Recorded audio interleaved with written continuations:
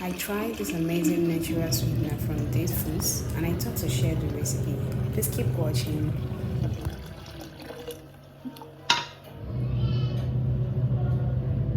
So the first thing you want to do is to pick and select your dates, wash them and cook them till they are all soft. Dates has high concentration of antioxidants, improves brain functionality, facilitates natural labor, reduces risk of cancer, and a lot of natural benefits. So guys, this is one food that I'm sure that doesn't have any adverse effects, but if you know of any date adverse effect, please drop in the comment section below. So I succeeded in cooking dates for about 30 minutes and it became very soft. Sorry, I didn't show you that part. I did that off camera. So, but you can see it's very soft now that if you push it up, the seed comes out on its own. So I'm just trying to deseed all the dates and get them ready for the blending process. Sorry, I blended this off camera because I didn't shoot this video the same day. I had something coming up, so I had to make it brief. So this is me after blending. We're turning it over to the pot now to get it cooked. So once this is blended, you can choose to sieve immediately before cooking, or you can just cook it and sieve while you're done. So I blended mine a day before and that's why you see it frozen. I didn't complete the process the same day.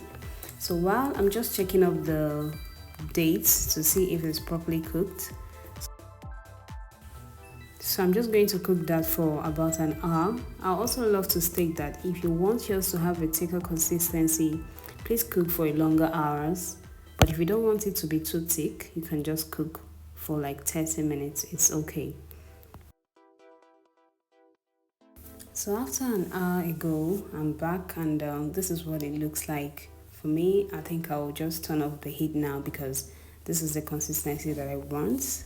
Remember, you can sieve off this residue before cooking, or you can do that later.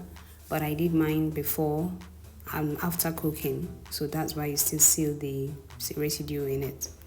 So I'm just gonna stir that up from the base and leave that to settle or cool before I sift.